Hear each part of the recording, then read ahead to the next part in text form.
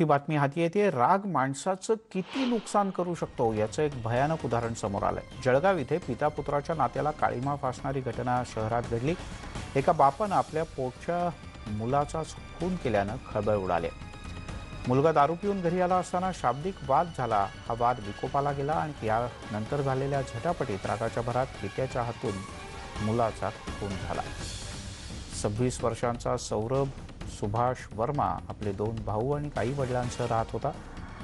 त्याला दारूचं व्यसन होतं। गेल्या काही काळापासून तो दररोज दारू पिऊन घरी यायचा।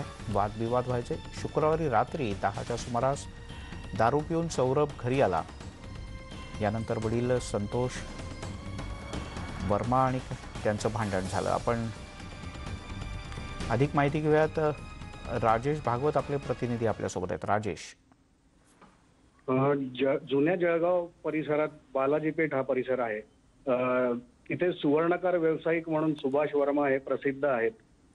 त्यांचे 2 मुलं आणि नवरा बायको असं ते कुटुंब एकत्र राहत होतं। मात्र सौरभ वर्मा हा जो त्यांचा मुलगा आहे त्याला दारूचं व्यसन असल्याची माहिती मिळत आहे आणि शुक्रवारी रात्री सुद्धा तो दारू पिऊन दारूच्या नशेमध्ये घरी आला। भांडणं जोरदार होऊ लागली आणि त्या भांडणांमध्ये सौरभने चाकू काढला आपल्या वडिलांवर वार करण्यासाठी अशी माहिती मिळत आहे। मात्र त्या झटापटीमध्ये तो चाकू वडिलांच्या हातात आल्याने झटापटीमध्ये त्याला तो 2 वार त्याच्या अंगावर झाल्याची माहिती सुद्धा आपल्याला मिळत आहे वैद्यकीय सूत्रांकडून। त्या झटापटीत झालेल्या जखमेमुळे त्याचा मृत्यू झाल्याचं समोर येत आहे। त्याबाबत पोलिसांकडूनही या घटनेला दुजोरा देण्यात आलेला आहे। हे सुवर्ण व्यावसायिक जे वडील आहेत सुभाष वर्मा ते एक प्रस्थापित कुटुंब म्हणून जळगावमध्ये प्रसिद्ध आहेत आणि उच्चभ्रू परिवारामध्ये अशी घटना घडल्यामुळे दारू विक्री किंवा दारू परवाने देण्यामध्ये किंवा याच्यामध्ये काही अजून कठोरता आली किंवा दारूबंदी करता आली तर चांगलं होऊ शकेल असं परिसरातील लोकांचं म्हणणं होऊ शकतं। राजेश, अतिशय दुर्दैवी आणि धक्कादायक प्रकार आहे। दारूच्या नशेत काय होऊ शकतं याचं एक जळजळीत उदाहरण।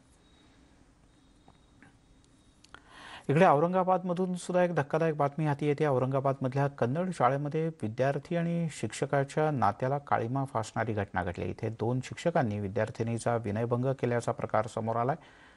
शाळेमध्ये विद्यार्थिनी एकटी असताना 2ही शिक्षकांनी छेड काढली असून अनुप राठोड आणि संदीप शिखरे अशी या 2 शिक्षकांची नावं आहेत। या 2ही शिक्षकांच्या विरोधात कन्नड ग्रामीण पोलीस स्थानकात गुन्हा दाखल करण्यात आला।